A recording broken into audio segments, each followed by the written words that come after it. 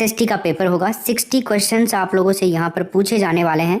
जो आपका सिलेबस है पूरे के पूरे सिलेबस के अकॉर्डिंग आपको 1 बाय 1 करके प्रश्न पूछे जाएंगे। जिस तरह से आपके 60 प्रश्न एग्जाम में आते हैं, 60 नंबर के आते हैं, 60 मिनट का आपको टाइम मिलता है इसके अंदर, ठीक है भाई। 150 क्वेश्चन आते हैं, 150 क्वेश्चन, 150 नंबर और 150 मिनट्स आपको इसके लिए दिए जाते हैं। 12 यूनिट है आपके सब्जेक्ट के अंदर, 12 यूनिट, हर यूनिट से 5 प्रश्न पूछे जाएंगे। तो आपके होते हैं 60 क्वेश्चंस। हर यूनिट से बहुत ही बेहतरीन प्रश्न छांट करके आपके लिए आए हैं। तो चल दो शुरू कर देते हैं अपन। Let's start. पहला ही प्रश्न आया है आपके सामने, सिंधु घाटी साम्राज्य की तीसरी राजधानी किसे कहा जाता है? क्वेश्चन नंबर 1, बनावली को, हड़प्पा को, कोटदीजी को या कालीबंगा को? ये वाला प्रश्न एक बार पहले भी मैंने आपको करवाया था। तो यहाँ पर आंसर क्या होगा दोस्तों? डी ऑप्शन, कालीबंगा को कहा जाता है सिंधु घाटी साम्राज्य की तीसरी राजधानी। डॉक्टर दशरथ शर्मा की अगर हम बात करते हैं, डॉक्टर दशरथ शर्मा, इन्होंने कालीबंगा को सिंधु घाटी साम्राज्य की तीसरी राजधानी कहा है। ये नाम आपको याद रखना है, काफ़ी फेमस इतिहासकार रहे हैं दशरथ शर्मा। निम्न में से किसके द्वारा पृथक्करण की जनजातीय नीति प्रतिपादित की? देखो इसमें क्या हुआ था, जो जनजातियां थी ना उनको हिंदू समाज से पृथक बताया गया था। तो यहाँ पे है ना, एक तो होगा वेरियल एल्विन और एक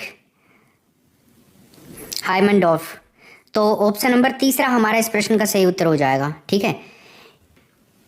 अगला क्वेश्चन देखिए 3 नंबर का, बौद्ध धर्म के अनुयायी प्रथम राजा कौन थे? अजातशत्रु, अशोक, कनिष्क और बिंदुसार। बौद्ध धर्म के अनुयायी प्रथम राजा क्या नाम था उनका? अजातशत्रु नाम था। नंबर 1 ऑप्शन हमारा इस प्रश्न का राइट आंसर होगा। प्रथम बौद्ध संगीत का आयोजन अजातशत्रु के ही टाइम पीरियड में हुआ था, राजगृह के अंदर। याद रखना, बहुत इंपॉर्टेंट है। राजगृह के अंदर एक गुफा है जिसका नाम तो आपको मैंने बता ही रखा है, सप्तवर्णी गुफा, ठीक है। सप्तवर्णी गुफा के अंदर आयोजित किया गया था। इसकी अध्यक्षता करी थी महाकश्यप ने। प्रथम बौद्ध संगीति की अध्यक्षता। इस बौद्ध संगीति के अंदर महात्मा बुद्ध का एक शिष्य था आनंद और उपाली, ये दोनों भी मौजूद थे। इसी संगीति के अंदर बुद्ध के जो उपदेश है ना, उनका संकलन सुत्त पिटक और विनय पिटक के रूप में मिलता है। चलिए 4 नंबर का प्रश्न देखिए, किस शासक के काल में हर्यक राजवंश अपने उत्कर्ष पर पहुंच चुका था? किसके शासन काल में? पहला ही ऑप्शन होगा अजातशत्रु के टाइम पीरियड में। अजातशत्रु को बौद्ध ग्रंथों के अंदर पितृहंता भी कहा गया है। हर्यक वंश से संबंधित शासक था कौशल नरेश प्रसेनजीत ने अपनी पुत्री वाजिरा का विवाह किया था अजातशत्रु के साथ में, और काशी का गांव दहेज में दिया था इसको। नेक्स्ट प्रश्न देखिए, नंद वंश के बाद मगध पर किस वंश ने शासन किया था? बताओ। नंद वंश, गणानंद को खत्म करके खत्म हो गया था नंद वंश। अजातशत्रु को बौद्ध ग्रंथों का पितृहंता कहा जाता है। ये प्रश्न आपको याद रखना है, मैंने बताया है प्रश्न पूछा जा सकता है। अब आपको अगले प्रश्न में उत्तर बताना है। तो गाइज यहाँ पर आंसर होगा मौर्य, बी ऑप्शन। चंद्रगुप्त मौर्य ने 322 ईस्वी पूर्व के अंदर चाणक्य की सहायता से नंद वंश का अंतिम शासक था घनानंद, ठीक है, इसकी हत्या कर दी थी और मौर्य वंश की स्थापना करी थी। चलिए नेक्स्ट क्वेश्चन देखिए 6 नंबर का, समुद्रगुप्त के समय कांची का राजा कौन था? तो प्रश्न है दोस्तों अपना 6 नंबर का, समुद्रगुप्त के समय कांची का राजा कौन था? बताइए दोस्तों। उसका नाम था विष्णुगुप्त, डी ऑप्शन होगा इसमें, ठीक है। समुद्रगुप्त की प्रयाग प्रशस्ति से दक्षिण भारत के जो राजा थे उनके नाम मिलते हैं। अब यहाँ पे जिनके अंदर कांची के राजा का नाम विष्णुगुप्त था, वैसे ही एक वेंगी के राजा हुआ करते थे। वेंगी भी एक क्षेत्र था, एरिया था, उसके राजा का नाम था हस्तिवर्मा, जिसको हस्तिवर्मन भी बोला जाता है। नेक्स्ट प्रश्न देखिए, चोल गंगम तालाब का निर्माण किसके द्वारा करवाया गया था? राजाराज प्रथम, राजेंद्र प्रथम, राजाधिराज और राजेंद्र द्वितीय, किसके द्वारा करवाया गया था चोल गंगम तालाब का निर्माण? तो दोस्तों यहाँ पर आंसर आएगा बी ऑप्शन, राजेंद्र प्रथम के द्वारा करवाया गया था। राजेंद्र प्रथम ने अपनी नई राजधानी गंगेकोंड चोलपुरम के पास में ही इस चोल गंगम नामक विशाल तालाब का निर्माण भी करवाया था। राजधानी के बारे में मैंने आपको बताया था जब ये पढ़ाया था। कंबोडिया को चीनी साहित्य में क्या कहा गया है? कंबोडिया को चीनी साहित्य के अंदर दोस्तों कहा गया है क्या? फुनान, तीसरा ऑप्शन होगा इसमें, फुनान कहा गया है? इसकी स्थापना एक ब्राह्मण ने करी थी जिसका नाम था कौंडिन्य ब्राह्मण। 9 नंबर का प्रश्न देखिए, निम्नलिखित में से किस सिख गुरु ने गुरुमुखी लिपि की शुरुआत करी? बताइए। 9 नंबर के प्रश्न में क्या उत्तर होगा? कौन से सिख गुरु ने गुरुमुखी लिपि की शुरुआत करी थी? क्या नाम था उसका? गुरु अंगद नाम था दोस्तों उसका। तीसरा ऑप्शन होगा अपना इसमें राइट आंसर। हाँ, गुरु अंगद सिखों के 10वें गुरु अंगद सिखों के दूसरे गुरु थे, नानक थे 10वें और अंतिम। तो गुरु नानक के द्वारा शुरू की गई लंगर प्रथा को स्थायी रूप प्रदान किया था इसने। चलो नेक्स्ट प्रश्न देखिए 10 नंबर का, किस सूफी संत ने अपने आप को मुजाहिद अलिफ सानी कहा था? ख्वाजा मोइनुद्दीन चिश्ती, शेख सलीम चिश्ती, ख्वाजा बाकी बिल्लाह और शेख अहमद फारूक सरहिंदी। तो फ्रेंड्स यहाँ पर आंसर होगा डी ऑप्शन, शेख अहमद फारूक सरहिंदी। मुगल शासक अकबर और जहांगीर के समकालीन थे। इनका संबंध नक्शबंदी सिलसिले से था। अगला प्रश्न देखिए, निम्नलिखित में से किस शासक ने बाबर के विरुद्ध सांगा की सहायता के लिए मारवाड़ी सेना भेजी थी? बताइए। राव गांगा, वीरमदेव मेड़तिया, जाला अज्जा और मान सिंह। तो दोस्तों यहाँ पर आंसर क्या होगा? राव गांगा, पहला ऑप्शन हो जाएगा इसमें सही उत्तर। ठीक है, मारवाड़ के राव गांगा ने अपने पुत्र मालदेव के नेतृत्व में सेना भेज करके राव सांगा की मदद भी करी थी। 12 नंबर का प्रश्न है, अंतिम मुगल शासक कौन था? बताओ। फर्रुखसियर, बहादुर शाह द्वितीय, शाह आलम और मोहम्मद आजम। दोस्तों बहादुर शाह द्वितीय था। 1857 की क्रांति का नेतृत्व इन्होंने किया था, जिसे अंग्रेजों ने इनको गिरफ्तार कर लिया था और रंगून जेल के अंदर वे दिया था। फिर इनकी 1862 के अंदर मृत्यु हो गई थी। चलिए नेक्स्ट क्वेश्चन देखते हैं, निम्नलिखित कथनों में से कौन सही है? बताओ। भारतीय संविधान अधिक्षात्मक है, भारत एक नाममात्र का राजतंत्र है, भारत एक कुलीन तंत्र है, या फिर भारत एक संसदात्मक प्रजातंत्र है? हाँ जी, तो गाइज यहाँ पर आंसर होगा भारत एक संसदात्मक प्रजातंत्र है। डी ऑप्शन हो जाएगा इसमें। प्रजातंत्र को जनता के लिए जनता के द्वारा शासन कहा गया है, इब्राहिम लिंकन के द्वारा। इब्राहिम लिंकन का नाम तो आपने सुना होगा, ये डेफिनेशन भी आपने पढ़ी होगी। संविधान के किस भाग में संविधान संशोधन की प्रक्रिया का उल्लेख किया गया है? कॉन्स्टिट्यूशन का वो कौन सा पार्ट है जिसमें अमेंडमेंट के बारे में लिखा हुआ है? वो पार्ट है 20 नंबर का तीसरा ऑप्शन होगा। आर्टिकल अगर आपसे पूछ ले तो बता देना 368 नंबर के आर्टिकल के तहत संविधान संशोधन की प्रक्रिया के बारे में लिखा हुआ है, और भाग पूछे तो 20 बता देना। 15 नंबर का प्रश्न है, मूल अधिकारों का संरक्षक बताइए।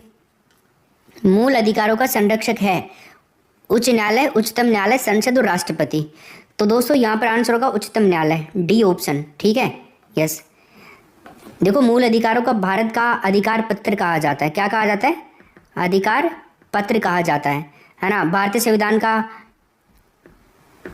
मेग्ना कार्टा कहा जाता है, राइट। भारतीय लोकतंत्र का आधार स्तंभ भी कहा जाता है, याद रखना इनको। नेक्स्ट प्रश्न देखिए, भाग 18 में वर्णित है। भाग 18 में वर्णित है आपात उपबंध, प्रकीर्ण संविधान संशोधन या फिर कोई भी नहीं। तो देखिए फ्रेंड्स यहाँ पर आंसर क्या आएगा अपना 16 नंबर के प्रश्न में पहला ऑप्शन आपात उपबंध हो जाएगा। ठीक है, भाग 19 प्रकीर्ण, भाग 20 संविधान संशोधन। ठीक है, नेक्स्ट 17 नंबर का प्रश्न है, भारतीय संविधान के किस भाग में राज्य सरकार का वर्णन किया गया? बताओ। भारतीय संविधान का वो कौन सा भाग है जिसमें राज्य सरकार का वर्णन किया गया है? तो दोस्तों वो है 6 भाग नंबर 6, भाग 7वां संविधान संशोधन अधिनियम 1956 के द्वारा निरस्त कर दिया गया था। भाग 8 संघ राज्य क्षेत्र से संबंधित है। ठीक है, आर्टिकल जिसके अंदर 239 और 242 तक लेख है। भाग 9 के अंदर पंचायतों के बारे में लिखा हुआ है, आर्टिकल 243 243 के और 343 अणे, ये मतलब 3 आर्टिकल्स थे इनके अंदर भाग 9 में। चलो आगे देखते हैं, निम्न में से कौन लगातार 2 बार राष्ट्रपति रहे थे? राजेंद्र प्रसाद, एस राधाकृष्णन, जाकिर हुसैन। फ्रेंड्स इनके नाम थे डॉक्टर राजेंद्र प्रसाद, पहला ऑप्शन। 2 बार लगातार राष्ट्रपति रहे थे। पहला टाइम पीरियड था इनका 1952, तो प्रथम राष्ट्रपति भी तो हैं ये, तो 1957 तक 5 साल का टाइम पीरियड। दूसरा टाइम पीरियड था 1957 से, मतलब लगातार ही थे ये एक्चुअल में 1962 तक, तो ऐसे 10 साल तक ये राष्ट्रपति रहे थे 2 बार लगातार। नेक्स्ट प्रश्न देखिए, लोकसभा की बैठक किस प्रकार समाप्त की जाती है? बताओ। How is the sitting of Lok Sabha terminated? तो क्या आंसर होगा इसमें? 19 नंबर का जो अपना प्रश्न है आंसर हो जाएगा डी, इनमें से सभी के द्वारा, विघटन के द्वारा, शत्रावसान के द्वारा और स्थगन के द्वारा। ठीक है, लोकसभा का जो कार्यकाल होता है ना दोस्तों, वो प्रथम बैठक से लेकर के 5 साल तक का होता है, 5 ईयर तक का। लेकिन राष्ट्रपति के द्वारा इसको समय से पहले भी भंग किया जा सकता है और समय से पूर्व भंग होने पर 6 माह के भीतर चुनाव भी अनिवार्य होते हैं। नेक्स्ट 20 नंबर का प्रश्न देखिए, उच्च न्यायालयों में न्यायाधीशों की पेंशन के बारे में बताइए। उच्च न्यायालयों के अंदर न्यायाधीशों की पेंशन भारत की आकस्मिक निधि में दी जाती है, उस राज्य की संचित निधि से दी जाती है जहां उसने अंतिम बार सेवा की, भारत की संचित निधि से दी जाती है या उपरोक्त में से कोई नहीं। तो फ्रेंड्स यहाँ पर आंसर क्या होगा, भारत की संचित निधि से दी जाती है, तीसरा ऑप्शन हो जाएगा। उच्च न्यायालयों के जो न्यायाधीश होते हैं इनके वेतन और भत्तों को निर्धारित करने की शक्ति ना संसद को होती है, ये भी आपको बात ध्यान में रखनी है। ठीक है, न्यायाधीशों के वेतन और भत्ते राज्य की संचित निधि से दिए जाते हैं और पेंशन भारत की संचित निधि से प्राप्त होती है, बट पेंशन। नेक्स्ट प्रश्न देखिए, किसी भी राज्य में मुख्यमंत्री पद पर सर्वाधिक दिनों तक आसीन रहने वाले व्यक्ति का नाम बताइए। गंगांग अपांग, ज्योति बसु, बीजू पटनायक और फारूक अब्दुल्ला। तो दोस्तों यहाँ पर आंसर क्या होगा, बी ऑप्शन ज्योति बसु हो जाएगा। पश्चिम बंगाल राज्य के मुख्यमंत्री पद पर सबसे ज्यादा दिनों तक आसीन रहने वाले व्यक्ति कौन थे, ज्योति बसु। 22 नंबर का प्रश्न देखिए अब आप, भूमि संबंधी विवाद में कृषि भूमि के उत्तराधिकार, नामांतरण, खातेदारी, लगान आदि से संबंधित मुकदमों की सुनवाई किस न्यायालय में होती है, बताओ। कौन से न्यायालय में होती है भाई, गाइज वो न्यायालय है राजस्व न्यायालय, बी ऑप्शन हो जाएगा इसमें हमारा सही उत्तर। चलो 23 नंबर का प्रश्न देखिए, उत्तरी गोलार्ध में वर्ष का सबसे छोटा दिन होता है, बताओ कौन सा होता है। उत्तरी गोलार्ध के अंदर सबसे छोटा दिन कौन सा होता है, बता दीजिए। यस, 22 दिसंबर का होता है, बी ऑप्शन होगा। 21 जून को सूर्य कर्क रेखा के ऊपर लंबवत चमकता है, तो इस स्थिति को क्या कहते हैं, कर्क संक्रांति। और सबसे बड़ा दिन होता है 21 जून वाला, 13 घंटे और 27 मिनट का दिन होता है भाई, ध्यान रखिएगा। अगर आप बांसवाड़ा में इस दिन खड़े हो तो आपकी परछाई आपको दिखाई देने वाली है नहीं, बिल्कुल भी। तो 21 जून को उत्तरी गोलार्ध में दिन की लंबाई सबसे ज़्यादा रहती है और दक्षिणी गोलार्ध में इस समय शीत ऋतु होती है। ठीक है भाई, 2 गोलार्ध होते हैं, भूमध्य रेखा के उत्तर वाला उत्तरी गोलार्ध होता है, दक्षिण वाला दक्षिणी गोलार्ध होता है। तो जब कर्क रेखा के ऊपर सूर्य चमकेगा ना भैया, ठीक है, तो उत्तरी गोलार्ध में गर्मी ज़्यादा पड़ेगी, दिन बड़े होंगे, यहाँ पे गर्मी होगी सीधी। और जब यहाँ पे तिरछी किरणें पड़ेंगी ना दक्षिण गोलार्ध में, तो यहाँ पर होगी सर्दी। जब सूर्य मकर रेखा पर चमकता है तब उत्तरी गोलार्ध में सर्दी होती है, समझ रहे हो आप बात को। तो 22 दिसंबर को सूर्य मकर रेखा के ऊपर चमकता है, ये मकर रेखा है, 23.5 डिग्री दक्षिणी अक्षांश को मकर रेखा बोला जाता है, 23.5 डिग्री उत्तरी अक्षांश को कर्क रेखा बोला जाता है, जो कि हमारे राजस्थान से भी गुजर रही है, बांसवाड़ा डूंगरपुर से। तो मकर रेखा पे जब चमकता है ना, तब राजस्थान के अंदर या फिर उत्तरी गोलार्ध में छोटे दिन होते हैं, सर्दी होती है। तो 22 दिसंबर को मकर रेखा पे लंबवत चमकता है, इस स्थिति को मकर संक्रांति कहा जाता है। इस समय दक्षिणी गोलार्ध में दिन की अवधि लंबी होती है और रात छोटी होती है, जबकि कंपेयर करें उत्तरी गोलार्ध को, तो उत्तरी गोलार्ध में दिन छोटे होते हैं, रातें लंबी होती हैं। तो आपको पता होना चाहिए 21 मार्च और 23 सितंबर को सूर्य विषुवत रेखा के ऊपर लंबवत चमकता है, विषुवत रेखा बीचों बीच वाली। तो सभी जगह दिन और रात की अवधि बराबर होती है, इन 2 दिन, उत्तरी गोलार्ध हो चाहे दक्षिणी गोलार्ध हो। जब सूर्य बीच में चमकेगा ना इसके ऊपर भूमध्य रेखा पे, तो इधर भी समान होगी, इधर भी समान। तो 2 बार चमकता है, 21 मार्च को और 23 सितंबर को। दोनों डेट आपको याद रखनी है, दोनों ही गोलार्ध में दिन और रात की अवधि समान होती है, बराबर होती है।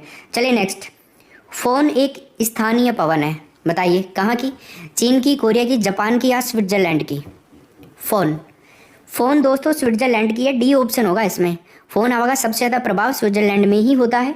25 देखिए, वायुमंडल की कौन सी परत दूर संचार प्रणाली के लिए प्रयोग होती है, बताओ। क्षोभ मंडल, जिसको परिवर्तन मंडल भी बोला जाता है, तापमंडल, समताप मंडल या तो फिर आयन मंडल। तो क्या होगा इसमें, देखिए दोस्तों, इसको डी लेयर भी बोला जाता है। क्या बोला जाता है, डी लेयर। तो इसमें है ना आयन मंडल हो जाएगा, आयन मंडल यानी कि डी लेयर। आयन मंडल की डी लेयर जो होता है ना, आयन मंडल की सबसे निचली परत होती है, जो कि जी लेयर से ऊपर होती है, मतलब जी लेयर से ऊपर होती है। ठीक, चलो तो डी लेयर जी लेयर आप याद रखें तो आयन मंडल के अंदर ही होता है। नेक्स्ट प्रश्न है डोलड्रम क्या है बताइए। डोलड्रम उष्ण कटिबंधीय पवन पट्टी है, उष्ण कटिबंधीय पवन विक्षेपण पट्टी है, उपोष्ण कटिबंधीय पवन पट्टी है या उष्ण कटिबंधीय पवन पट्टी है। कंफ्यूज हो गए क्या? Doldrum very very important question है, 3 स्टार। तो क्या आंसर होगा? उष्ण कटिबंधीय पवन पट्टी है पहला ऑप्शन। डोलड्रम पेटी में पश्चिम से पूर्व की ओर दिशा में प्रवाहित होने के कारण धीमी पवनें विषुवत रेखीय पछवा पवनें कहलाती हैं। हिमालय के सबसे दक्षिणी भाग को क्या कहा जाता है बताओ। हिमालय का जो सबसे दक्षिणी भाग है उसे क्या कहते हैं? क्या कहते हैं भाई? शिवालिक श्रेणी। यस, पहला ऑप्शन होगा शिवालिक श्रेणी। सबसे नवीनतम पर्वतमाला भी है हिमालय की अगर हम बात करें तो, नवीनतम। 28 नंबर का प्रश्न देखिए। पश्चिमी राजस्थान में दोपहर बाद चलने वाली गर्म शुष्क पवन जिनकी दिशा पश्चिम से पूर्व की ओर होती है ना, तो उनको किस नाम से जाना जाता है? लू, काल बैसाखी, आम्र वर्षा या फूलों की बौछार। मेरे ख्याल से ये प्रश्न कोई गलत नहीं करने वाला है भाई आज। ये गर्म और शुष्क हवा होती है, तापमान को क्या कर देती है? इंक्रीज कर देती है, बढ़ा देती है। एक होती है आंधी, पहले बताया था मैंने आपको, आंधी तापमान को डिक्रीज करती है, इसमें थोड़ी नमी होती है, मिट्टी के कण होते हैं। लेकिन ये बिल्कुल शुष्क और गर्म हवा होती है, तापमान को बढ़ा देती है, जला देती है चीज़ों को, मतलब ज़्यादा टेम्परेचर होता है तब, तो ये लू कहलाती है। ठीक है, चलो नेक्स्ट क्वेश्चन देखते हैं। दुलहस्ती परियोजना किस नदी के ऊपर स्थित है बताओ। व्यास, चंद्रा नदी, चिनाब नदी जिसको बोलते हैं, रावी नदी या सतलज नदी। तो दोस्तों यहाँ पर हमारा आंसर क्या होगा? चंद्रावती नदी। बी ऑप्शन इसमें राइट आंसर हो जाएगा भाई। दुलहस्ती परियोजना वैसे जम्मू एंड कश्मीर की परियोजना है। ये परियोजना चंद्रावती जो नदी है ना, चिनाब नदी की सहायक नदी है चंद्रा नदी, चिनाब की सहायक है। इसके किनारे लगभग आई थिंक जितना मेरे को याद आ रहा है 390 मेगावाट की एक परियोजना है ये। किश्तवाड़ एक स्थान है वहाँ पे। चलो देखते हैं कौन सी मिट्टी कपास की खेती के लिए सबसे उपयुक्त है बताओ। कौन सी मिट्टी है जो कपास की खेती के लिए उपयुक्त है? काली, लाल, जलोढ़ और लेटराइट। क्या सर? Black cotton soil. क्या आंसर होगा? काली मिट्टी, पहला ऑप्शन हो जाएगा। ठीक है, काली मिट्टी जो होती है इसकी उर्वरता शक्ति ज़्यादा होती है। ये मृदा कपास की खेती के लिए काफ़ी उपयुक्त होती है, इसलिए इसको कपास की काली मिट्टी कहा जाता है। It means black cotton soil. Next question देखिए 31। राजस्थान में बायोमास ऊर्जा की बहुत अधिक संभावना है, इसके पीछे का कारण क्या है? रेगिस्तान में उपलब्ध क्षेत्र, या तो फिर सूर्य की गर्मी उपलब्ध है, या पशु उपलब्ध हैं, या तो फिर सरसों की भूसी उपलब्ध है। तो देखिए दोस्तों, राजस्थान में बायोमास ऊर्जा की बहुत अधिक संभावना है, ये पशु उपलब्ध है क्योंकि इसलिए। ठीक है, बायोमास जैविक अपशिष्ट जैसे मृत पौधे होते हैं, जीव जंतु होते हैं, इनके अवशेष, पशुओं का गोबर, रसोई के जो अपशिष्ट होते हैं वो सब गैसीय ईंधन इन सब में बदल जाता है, तो बायोमास के नाम से जाना जाता है ये सब। 32 देखिए। निम्न में से कौन सा पठार अरावली पर्वत से संबंधित नहीं है बताओ। अरावली पर्वत से संबंधित कौन सा नहीं है? लसाड़िया, उड़िया, बघेलखंड या भोराट। तो फ्रेंड्स यहाँ पे आंसर होगा बघेलखंड का पठार, तीसरा ऑप्शन। उड़िया का पठार राजस्थान का सबसे ऊंचा पठार है, गुरु शिखर के नीचे है ना, और ये आबू पर्वत से लगभग 160 मीटर ऊंचा है। भोराट का पठार उदयपुर जिले में है, गोगुंदा और कुंभलगढ़ के बीच में, कुंभलगढ़ राजसमंद और गोगुंदा उदयपुर उनके बीच में है ये। ठीक है, भोराट का पठार। चलिए नेक्स्ट देखते हैं अब हम। राजस्थान में वार्षिक वर्षा का औसत बताइए आप कितना है? वार्षिक वर्षा का औसत देखो एक्चुअल में दिया हुआ नहीं है यहाँ पे, अगर आपको एक्चुअल में देगा ना तो 57.70 सेंटीमीटर देगा, ये है वैसे तो, या फिर आप इसको 58 सेंटीमीटर भी बोल सकते हो। तो 57 से 58 सेंटीमीटर हमारा इस प्रश्न में सही उत्तर हो जाएगा। पश्चिमी राजस्थान और पूर्वी राजस्थान में औसत वर्षा जो है ना वो, जैसे पश्चिमी राजस्थान के अंदर मैं बात करूँ आपसे तो 313 मिलीमीटर होती है, और अगर पूर्वी राजस्थान की यहाँ पर बात करी जाए ना तो 675 मिलीमीटर होती है औसत वर्षा। इन दोनों का ध्यान रखना तुम। चलिए नेक्स्ट देखते हैं अब। राजस्थान में भूरी मिट्टी का प्रसार क्षेत्र बताइए। बनास नदी का प्रवाह क्षेत्र, राजस्थान का दक्षिणी भाग, हाड़ौती पठार या अरावली के दोनों तरफ के भाग। तो दोस्तों यहाँ पर आंसर होगा बनास नदी का प्रवाह क्षेत्र, पहला ऑप्शन। चलिए नेक्स्ट प्रश्न है, राजस्थान में लिग्नाइट कोयला उत्पादन के प्रमुख क्षेत्र बताइए, कहाँ स्थित है? राजस्थान में लिग्नाइट कोयला उत्पादन के प्रमुख क्षेत्रों को देखें, कपूरडी, मेरता और बरसिंगसर। तीसरा ऑप्शन होगा दोस्तों इसमें। कपूरडी, जालिपा, गिरल, ये सब क्या कहाँ पे हैं? ये बाड़मेर जिले के अंदर है। पलाना, बरसिंगसर, धानोर, गुडा, ये बीकानेर में है। बरसिंगसर बीकानेर के अंदर आएगा। अलग अलग जगह पे हैं। मेजारोड, सोनारी, माता सुख, कमाऊ, नागौर जिले में। देखो, सर्वश्रेष्ठ लिग्नाइट कोयला पलाना बीकानेर से मिलता है। निम्न में से गुजर प्रतिहार राजाओं में से किसे निर्भय नरेश कहा गया? बताइए, निर्भय नरेश किसे कहा गया है? चलो देखते हैं। तो यहाँ पर आंसर क्या होगा? बी ऑप्शन हो जाएगा अपना। ठीक है भाई। महेंद्रपाल के दरबारी और दरबारी गुरु जो थे, दरबारी विद्वान और गुरु राजशेखर, जिन्होंने कपूर मंजरी, काव्य मीमांसा, बाल रामायण, बाल भारत, हरविलास, कई सारे ग्रंथों की रचना करी थी। तो इसमें आंसर होगा बी ऑप्शन। नेक्स्ट प्रश्न देखो, निम्न में से किस ग्रंथ में अलाउद्दीन खिलजी को जालोर विजय का विवरण मिलता है? अलाउद्दीन खिलजी की जालोर विजय का विवरण किस में मिलता है? कुवल्यमाला, नागदमन, कानड़देव प्रबंध या तुगलकनामा? बताइए क्या होगा, क्या बता रहे हो? तुगलकनामा? नहीं। इसमें ना तीसरा ऑप्शन हो जाएगा कानड़देव प्रबंध, थर्ड ऑप्शन। कानड़देव सामंत सिंह का पुत्र था ये। नेक्स्ट, स्वतंत्रता प्राप्ति के समय राजस्थान में देशी रियासतें कितनी थी? 25, 19, 21 और 29। कितनी थी बताइए? हाँ जी, कितनी थी? 19। बी ऑप्शन होगा इसमें सही उत्तर। स्वतंत्रता प्राप्ति के समय राजस्थान में 19 तो थी रियासतें। ठीक है। 3 थे चीफ कमिश्नरी प्रदेश, कुशलगढ़, लावा, नीमराणा, है ना, जो मतलब ठिकाने 3 तो कुशलगढ़, लावा और नीमराणा, और कमिश्नरी, चीफ कमिश्नरी प्रदेशों की बात करें तो अजमेर और मेरवाड़ा। चलो नेक्स्ट देखते हैं। 39 में बताइए, राजस्थान के लौह पुरुष किसे कहा जाता है? राजस्थान का लौह पुरुष, दोस्तों राजस्थान का लौह पुरुष कहा जाता है दामोदर लाल व्यास को। तीसरा ऑप्शन होगा इसमें।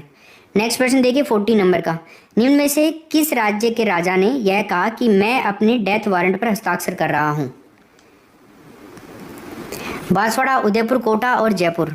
तो दोस्तों यहाँ पर अपना आंसर क्या होगा? बांसवाड़ा, पहला ऑप्शन। बांसवाड़ा के एक राजा थे चंद्रवीर सिंह, उन्होंने अपने डेथ वारंट पर हस्ताक्षर कर रहा हूँ, मैं अपने डेथ वारंट पर हस्ताक्षर कर रहा हूँ, ऐसा कहा था हस्ताक्षर करते टाइम में। मतलब ये कहते हुए राजस्थान के अंदर अपनी रियासत का विलय किया था। 41 देखिए, निम्न में से किस किले को राजस्थान का अंडमान के नाम से जाना जाता है? बताइए, राजस्थान का अंडमान। आमेर के किले को, जैसलमेर के किले को, बूंदी के किले को या पचेवर के किले को? तो भैया यहाँ पर आंसर क्या होगा? जैसलमेर के किले को। ठीक है। राजस्थान का दूसरा सबसे पुराना किला भी कहा जाता है इसको, स्वर्णगिरी भी कहा जाता है, द गोल्डन फोर्ट भी कहा जाता है। रेत के अंदर, रेत के समुद्र में लंगर डाले हुए जहाज के समान कई नामों से जाना जाता है। रेगिस्तान का इसको गुलाब कहा जाता है, गलियों का दुर्ग कहा जाता है, काफ़ी सारी गलियां हैं इसमें, गलियों का दुर्ग, है ना। पश्चिमी सीमा का प्रहरी, राजस्थान का दूसरा लिविंग फोर्ट, त्रिकूटगढ़, इन नामों से जाना जाता है। चलो आगे देखते हैं। किस मंदिर के बारे में कहा जाता है कि उसके निर्माण में पानी के स्थान पर घी इस्तेमाल किया गया था? लो भाई, ये बाकी रह रही थी ना। चलो ठीक है, अब क्या पता भाई किया भी गया हो। तो इसमें है ना बांडा शाह जैन मंदिर बीकानेर, बी ऑप्शन इसमें राइट आंसर हो जाएगा। इसके अंदर है ना इनके 5वें तीर्थंकर थे जिनका नाम था सुमतिनाथ, उनका मंदिर है ये। इनके निर्माण में इस मंदिर के निर्माण में घी का प्रयोग किया गया था। अजमेर जिले का कौन सा स्थान कोड़ामार होली उत्सव के लिए प्रसिद्ध है? बताओ।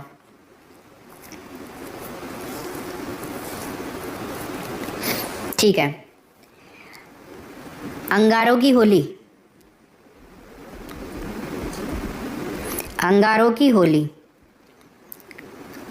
केकड़ी अजमेर की प्रसिद्ध है। कोड़ामार होली बिनाई अजमेर की प्रसिद्ध है। ठीक है। एक होली होती है पत्थरमार होली, एक होती है लठमार होली। ठीक है, ये महावीर जी करौली की प्रसिद्ध है, दोनों पत्थरमार और लठमार। नेक्स्ट देखिए, बादला नामक पानी का बर्तन कहाँ का प्रसिद्ध है? बादला, जोधपुर, जैसलमेर, सिरोही या तो फिर कोई भी नहीं। बादला नामक जो पानी का बर्तन होता है इसमें पानी ठंडा रहता है, मरुस्थलीय क्षेत्र में। राइट आंसर होगा जैसलमेर, पहला ऑप्शन। नेक्स्ट क्वेश्चन देखिए 45 नंबर का। चारबेत जो राजस्थान की प्रसिद्ध लोक गायन शैली है कहाँ की प्रसिद्ध है बताइए? जैसलमेर, टोंक, बांसवाड़ा और श्रीगंगानगर। तो भैया यहाँ पे आंसर होगा बी ऑप्शन, टोंक। चारबेत देखो राजस्थान में एकमात्र केंद्र टोंक के अंदर ही है इसका। पठानी मूल का लोक नाट्य है ये। राजस्थान के अंदर सबसे पहले टोंक के नवाब थे फैजुल्ला खान। फैजुल्ला खान, उनके टाइम में अब्दुल करीम खान इनके द्वारा शुरू किया गया था। एक और व्यक्ति था जिसका नाम ठीक से याद नहीं आ रहा है, मतलब खलीफा करीम खान ऐसे करके था। हाँ चलो आगे देखें। भाखड़ा नांगल परियोजना में नांगल बांध कौन सी नदी के ऊपर बनाया गया है बताओ? भागीरथी नदी, चिनाब नदी, पार्वती नदी और सतलज नदी। तो देखो भाखड़ा नांगल परियोजना में नांगल बांध कौन सी नदी पे बनाया गया है? सतलज नदी के ऊपर बनाया गया है। वेरी वेरी इंपॉर्टेंट प्रश्न है, इसको याद रखना। ये पंजाब, राजस्थान और हरियाणा, ठीक है भाई, इनकी संयुक्त परियोजना है। इसका उद्देश्य सतलज और यमुना के जो मध्यवर्ती भाग है ना उनके अंदर सिंचाई के लिए पेयजल आपूर्ति और आर्थिक विकास करना है। पहले बताया था मैंने आपको। राजस्थान में गैस आधारित थर्मल पावर स्टेशन कहाँ पर स्थित है बताओ? गैस आधारित थर्मल पावर स्टेशन कहाँ पे है? धौलपुर जिले के अंदर, पहला ऑप्शन हो जाएगा इसमें। राजस्थान में स्थापित दूसरी गैस विद्युत परियोजना है ये। नेक्स्ट प्रश्न है, इमारती पत्थर के उत्पादन में राज्य का देश में कौन सा स्थान है बताओ? इमारती पत्थर के उत्पादन में प्रथम, द्वितीय, तृतीय और चतुर्थ। तो भैया यहाँ पर हमारा आंसर आएगा पहला ऑप्शन, ठीक है। इमारती पत्थर के उत्पादन में राज्य का देश में पहला स्थान है। हाँ, जब अब राजस्थान की बात करें, फिर राजस्थान में किसका पहला स्थान है? भाई देश में तो राजस्थान का हो गया, लेकिन राजस्थान में किसका है? राजस्थान में दोस्तों जोधपुर का, ठीक है। चलो आगे देखते हैं। 49 में देखिए, राजस्थान के किस शहर में कृषि विश्वविद्यालय बताओ? उदयपुर, जयपुर, बीकानेर और टोंक। क्या उत्तर होगा इसमें? बढ़िया। देखिए गाइस, यहाँ पर आंसर आएगा बीकानेर, तीसरा ऑप्शन। स्वामी केशवानंद राजस्थान कृषि विश्वविद्यालय राजस्थान के बीकानेर जिले में स्थित है। नेक्स्ट प्रश्न देखिए, गढ़सीसर सरोवर कहाँ पर स्थित है बताओ? उदयपुर, बीकानेर, जैसलमेर और माउंट आबू। तो क्या उत्तर होगा इसमें? जैसलमेर, तीसरा ऑप्शन, ठीक है। गढ़सीसर सरोवर जैसलमेर में स्थित है। मानसी वाकल जो योजना है ना, उसको उदयपुर नगर के पेयजल की आपूर्ति होती है यहाँ पे, उसी से। 51 देखें, फ्लैंडर्स की 10 वर्ग अंतःक्रिया विश्लेषण के प्रथम कितने वर्ग शिक्षक कथन में सम्मिलित किए जाते हैं?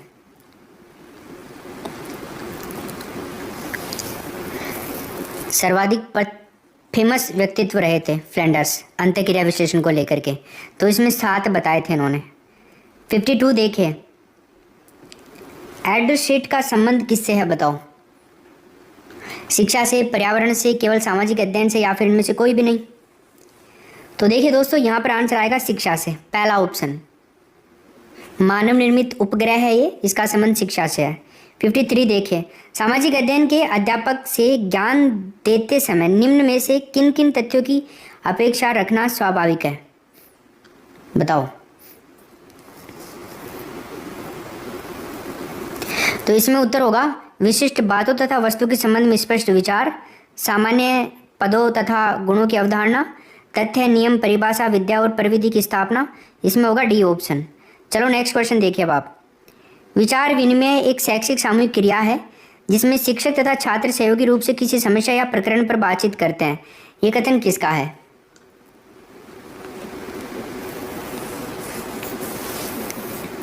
जेम्स एम ली का है ये कथन, ठीक है। शायद आपको ना आए, लेकिन याद रखिएगा जेम्स एम ली आएगा इसमें।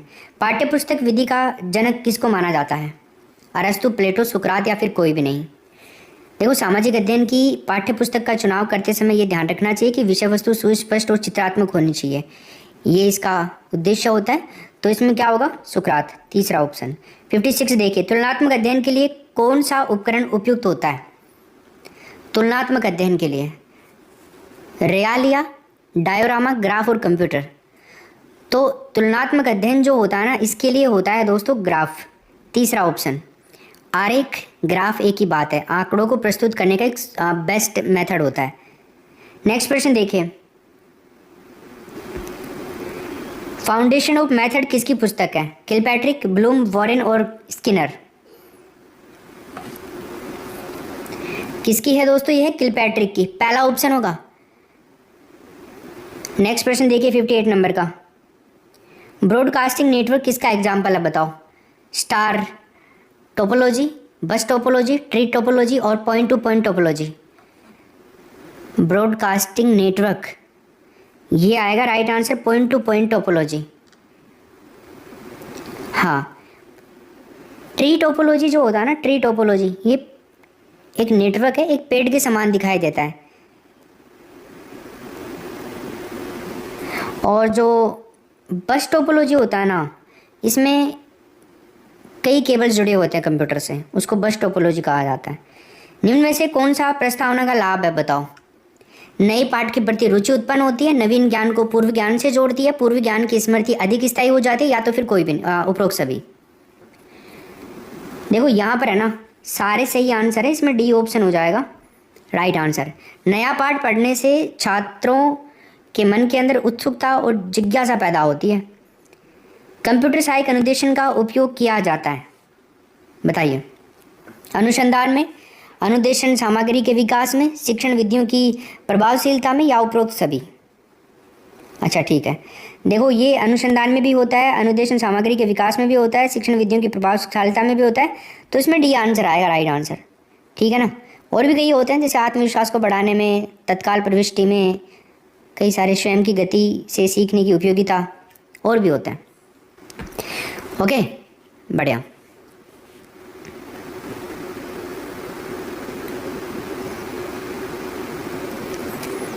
ठीक है, तो ये आपका कंप्लीट पेपर हो गया है, बहुत ही बेहतरीन ये पेपर था। आई होप आपको मज़ा आया होगा। कितने क्वेश्चन आपके सही हुए ये आप कमेंट करके बता दीजिए। इस पेपर में थोड़े से 5 क्वेश्चन ज़्यादा लाया था मैं राजस्थान जीके के, क्योंकि वो इम्पोर्टेंट है थोड़ा। तो अगर आप चैनल पर नए हैं तो प्लीज़ सब्सक्राइब का बटन ज़रूर दबाइए। आपके सिलेक्शन को लेकर के यहाँ पे बहुत सारी चीज़ें हम आपको करवाते हैं, तो सब्सक्राइब करके बेल आइकन को प्रेस कर दीजिए और लाइक करके जाना। अपने दोस्तों को ज़रूर बुलाइए, जो भी आपके दोस्त हैं उनको आप बुला लीजिए। क्लास के अंदर डेली क्लास होती है, तो आप उनको बुला के लाया करो, उनको अभी शेयर कर दो सभी को, ठीक है? चलते हैं।